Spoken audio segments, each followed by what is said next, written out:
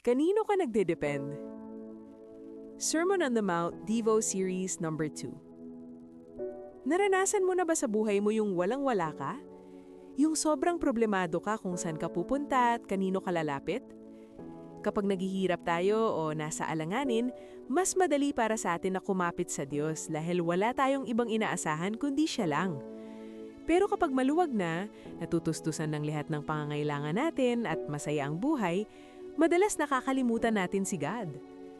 According sa Mateo 5:3, kung gusto nating maging blessed ang life natin, dapat wala tayong ibang inaasahan kundi Siya.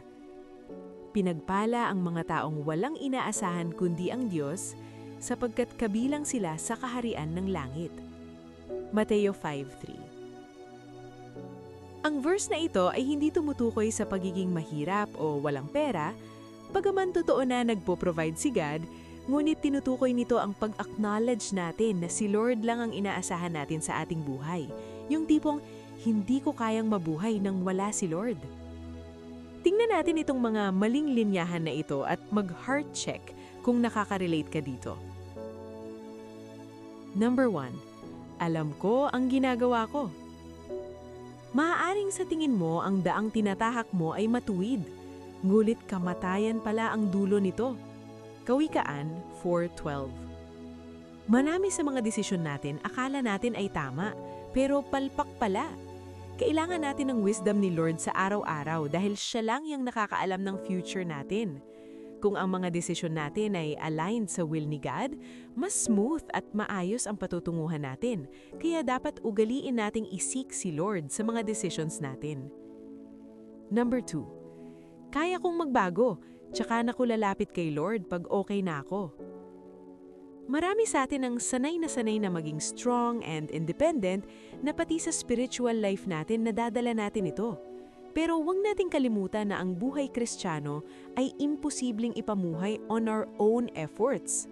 Ang tunay na pagbabago ay nangyayari lamang sa pamamagitan ng pagtitiwala sa power ng Holy Spirit na baguhin tayo at ipamuhay victoriously ang Christian life. Check Galatians 5:16-22.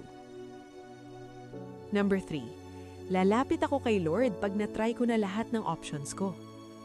Hindi natin dapat ginagawang last resort si Lord lalo na kapag dumadating ang mga problema natin. Sa lahat ng pagkakataon, dapat sa Kanya tayo nagre-rely at alahananin natin na concerned si Lord sa buhay natin. Check 1 John 5:7. Ayon sa verse sa Mateo 5:3, tayo daw ay napapabilang sa kaharian ng Diyos kung tayo ay fully dependent kay God. Ang pagtitiwala natin ay dapat nasa Diyos at hindi sa tao, hindi rin sa sarili natin.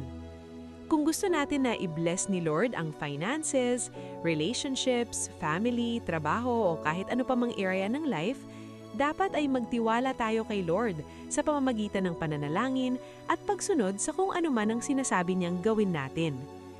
Pero higit sa lahat, na dapat nating ipagkatiwala kay Lord ay ang ating mga kaluluwa. Hindi natin dapat pagkatiwalaan ang ating sariling gawa para tayo ay maligtas sa ating mga kasalanan. Tayo ay magtiwala sa Diyos at sa ginawa ni Hesukristo sa krus ng Kalbaryo upang tayo ay maligtas. At kung tayo naman ay ligtas na, magtiwala tayo sa Diyos na tayo ay babaguhin niya at gagawing kawangis ni Kristo na matagumpay na haharap sa Diyos balang araw. Lagi nating tandaan, the key to blessedness is total dependence kay God. Reflection question. Kapag may problema ka, may decisions na gagawin o meron kang mga personal battles, kanino ka mostly nagdedepend?